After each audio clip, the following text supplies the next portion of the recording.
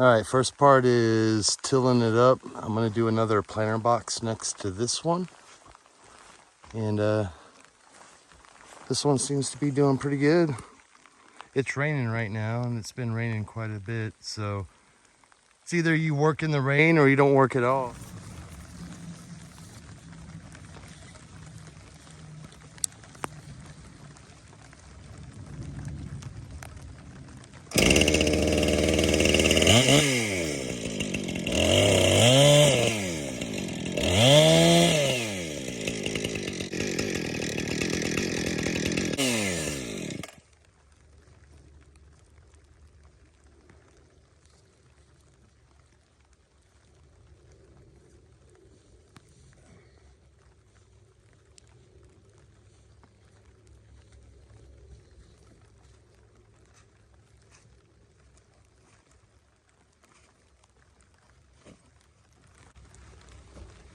Little further, there we go. Whew, not quite like a piece of pipe.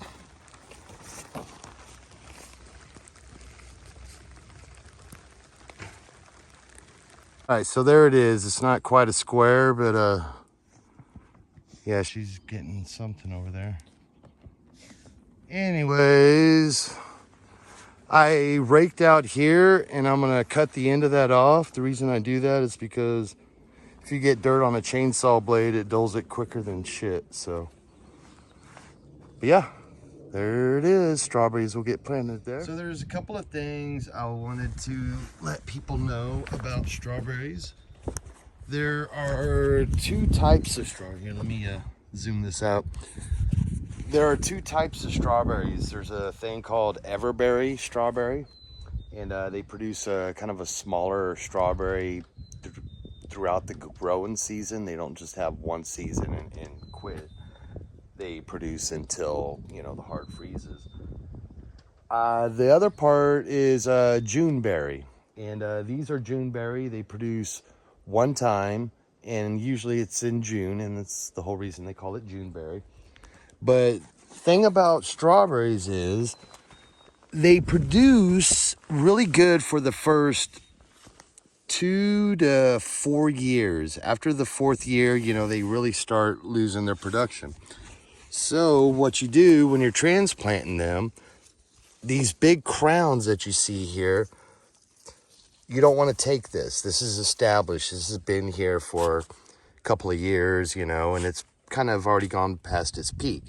So what I'm looking for are the runners that have come off this plant, such as this, you know, and literally these things are really, really hardy.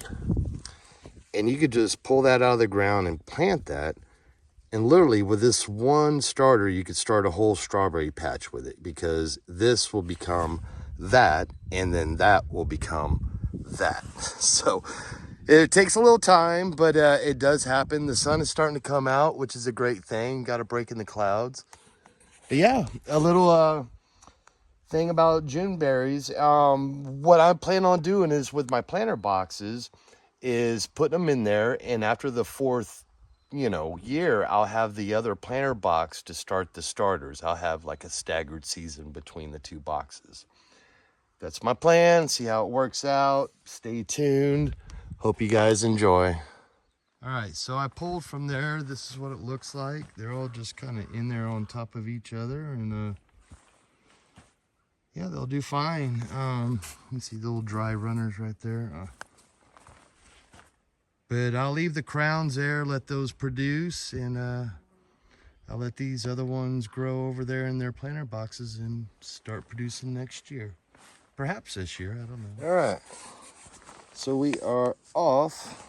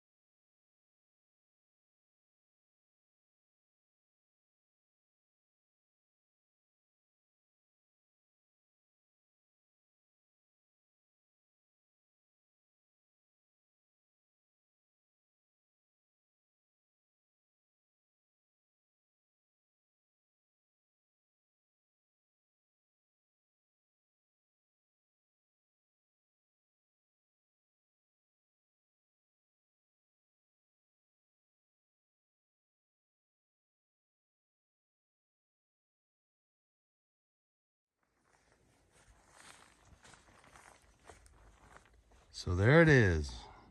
I don't know how many are there. Let me see. 1, 2, 3, 4, 5. 1, 2, 3, 4, 5, 6, 7.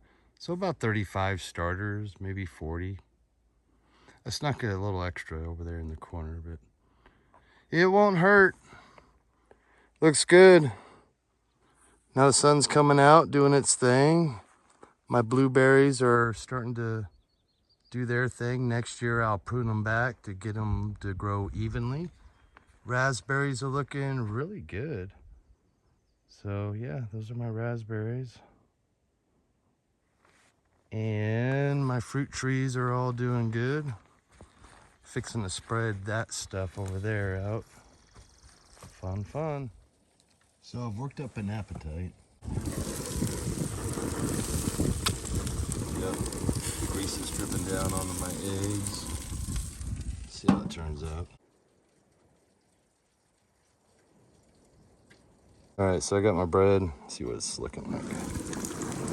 Yeah, not too shabby. Yeah, these are coming along pretty good. Put that on there. Well, actually, that probably needs to go down here. Eggs look pretty well done. That worked out good. It's a bunch of butter there, so when that gets toasted, I'll use that butter to butter my bread. All right, so it turned out all right. This is my breakfast. I dripped the grease from the sausage all over my toast there because it was mixed with butter, and eggs came out all right. They're a little hard, but they'll work. Breakfast off grid. Yeah, with a Dr. Pepper. It's like 12 o'clock.